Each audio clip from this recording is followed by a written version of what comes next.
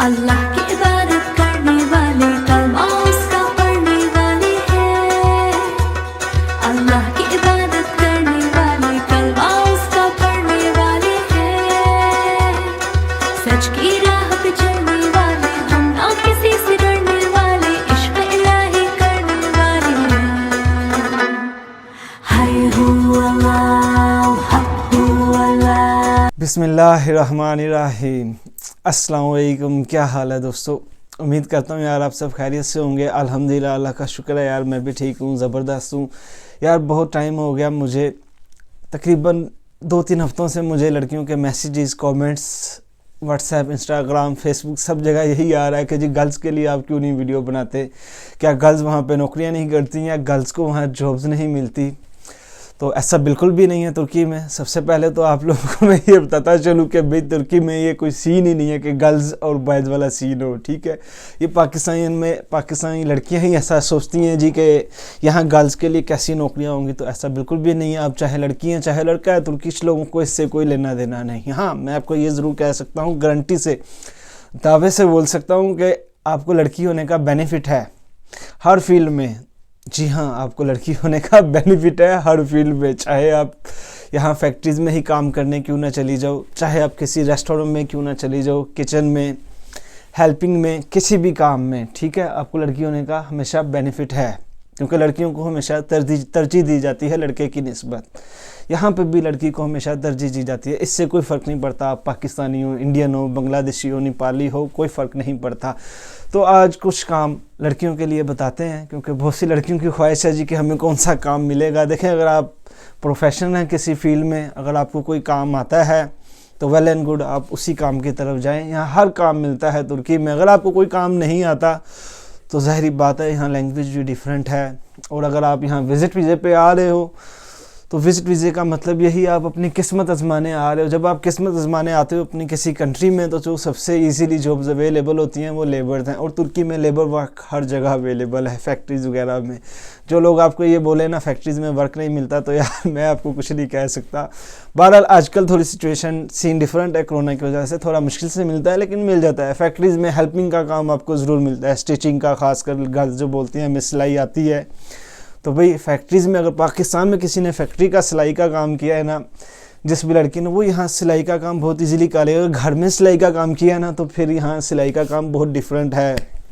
अगर आप कारीगर भी हो तो आप यहाँ नहीं कर सकते, क्योंकि यहाँ मशीनें पाकिस्तान से बहुत अपडेटेड हैं। बहरहाल मेरा सिलाइयों से कोई काम से लेना देना नहीं, लेकिन मेरे दोस्त काम करते हैं। 1-2 लड़की को मैंने भेजा भी था, तो वो लड़कियां वहाँ पे नहीं काम कर सकी, या तो उनकी स्पीड बहुत स्लो है या वगैरह वगैरह। तो इसमें कोई शक नहीं, तुर्किश लोग भाई कोई भी काम किसी भी फील्ड में वो बड़ा तेज़ी से लेते हैं। जी हाँ, बहुत तेज़ी से लेते हैं। ये आप जब इधर आओगे आपको तभी समझ आएगी। हर फील्ड में ये काम जल्दी जल्दी करते हैं, चाबुक चाबुक ये बोलते हैं, मतलब चाबुक चाबुक जल्दी जल्दी करो, तेज़ी से करो।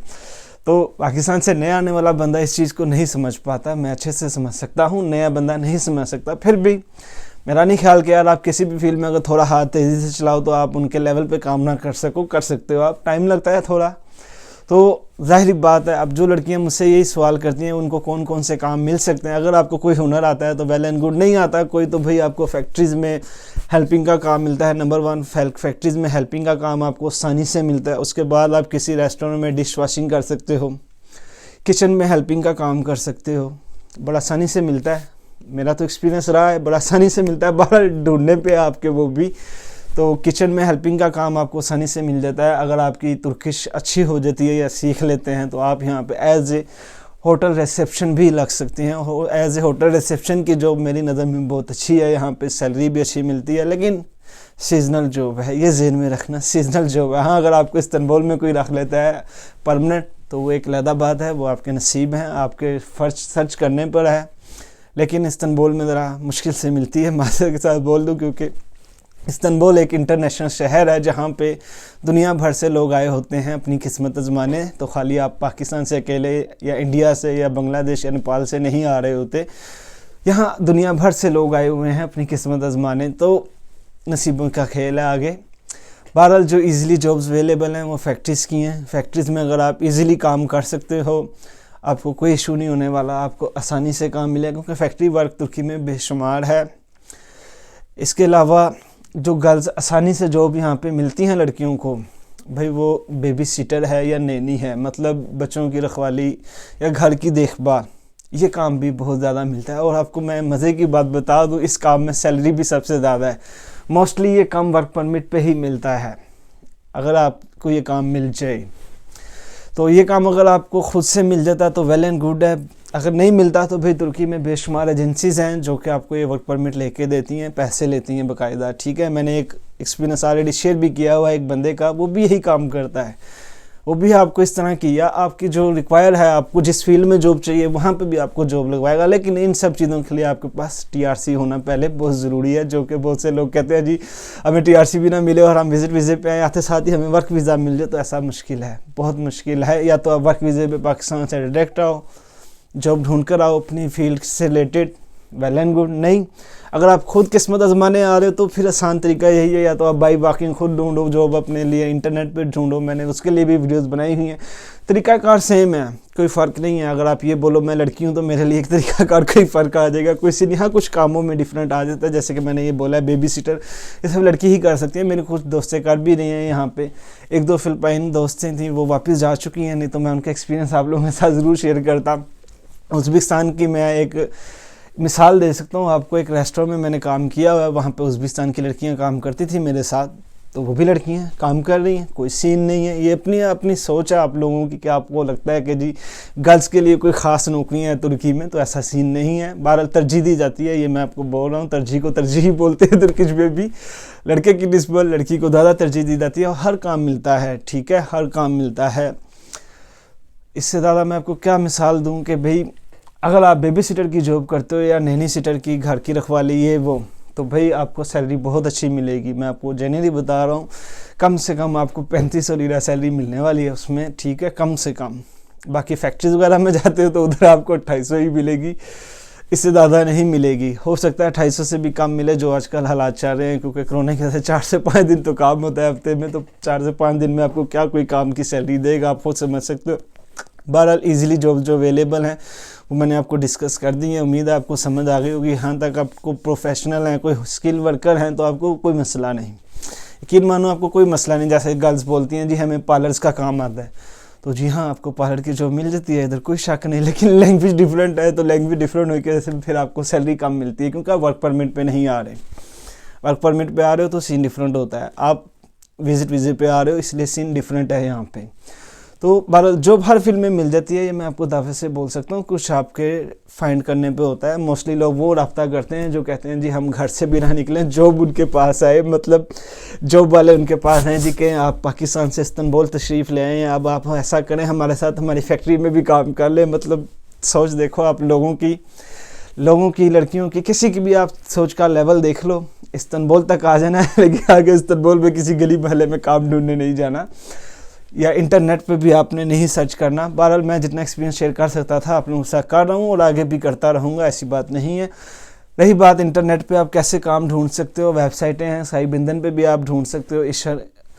एक बाकायदा कैटेगरी है इशारानियर के लिए नाम से, आप उसमें जाओ, वहाँ पे भी अपनी मर्ज़ी का काम ढूंढ सकते हो। जो भी आपकी फील्ड है, वेब डिज़ाइनर हो, सॉफ्टवेयर इंजीनियर हो, या जो भी हो, टीचर हो, चाहे हेल्पर हो, चाहे ब्यूटिशियन हो, चाहे डांसर हो, या जो भी आपकी फील्ड है, आप उससे रिलेटेड साहिबिंदन पे भी काम ढूंढ सकते हो। indeed.tr.com ये वेबसाइट पे भी ढूंढ सकते हो। मैं दोबारा से ये वेबसाइटों के नाम भी लिख दूंगा, डिस्क्रिप्शन में लिंक भी दे दूंगा ताकि आपको आसानी रहे।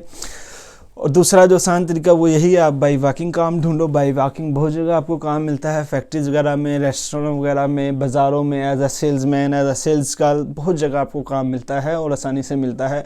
होटल रिसेप्शन के काम भी बाज़ टाइम आपको बाकायदा वॉकिंग से ही मिल जाते हैं, क्योंकि बाज़ टाइम होटल वालों में बाहर लिखा होता है, बाद लोगों ने नहीं लिखा होता। ये सब आपके ढूंढने पे है कि आप काम कैसे ढूंढते हैं। बहरहाल उम्मीद है आपको समझ लगी होगी कि लड़कियों के लिए यहाँ पे किस तरह की जॉब्स अवेलेबल हैं। जो भी लड़कियाँ मेरे से बात करती हैं जी लड़कियों के लिए वीडियो बनाओ, तो एंड पे यही कहना चाहूँगा, इधर कोई फ़र्क नहीं है लड़की लड़के में। तो ये सोच आप अपनी जहन में रखो कि इधर लड़की लड़के वाला कोई सीन नहीं है। यहाँ ऑलरेडी इनकी भी लड़कियाँ आपको फैक्ट्रीज़ में काम करती हुई नज़र आएंगी, और बहुत सी पाकिस्तानी फैक्ट्रीज़ में लड़कियाँ काम कर भी रही हैं। वो अलहदा बात है, मेरी कोई जानने वाली नहीं करती, इसलिए मैं उसका किसी का एक्सपीरियंस आपके साथ शेयर नहीं कर सकता। अगर कोई जो यहाँ पे जॉब कर रही है लड़की और अपना एक्सपीरियंस शेयर करना चाहती हो, वो मुझसे रब्ता कर ले, ताकि आने वाले पाकिस्तानियों के लिए, जो पाकिस्तान से लड़कियाँ आ रही हैं, उनके लिए हेल्प हो जाए।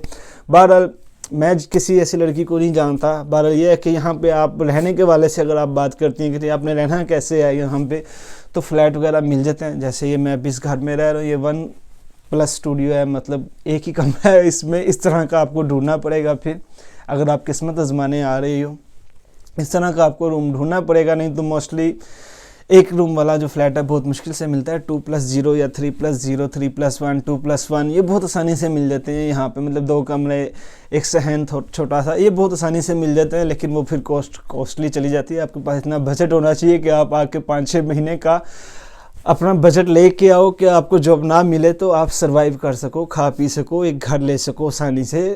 फ्लैट का मैंने ऊपर इसके ऊपर भी वीडियो बनाई हुई है कि आप फ्लैट कैसे नेट से ढूंढ सकते हो, उसका भी लिंक मैं डिस्क्रिप्शन में दे दूंगा, ताकि आपको ये समझ में आ जाए कि आपने इतना बजट लेकर जाना है। अगर आपको फैक्ट्रीज वगैरह में काम नहीं करना, अच्छी जॉब ढूंढने के लिए आ रहे। अच्छी जॉब बहरहाल बहुत मुश्किल से मिलती है तुर्की में, क्योंकि लैंग्वेज डिफरेंट है।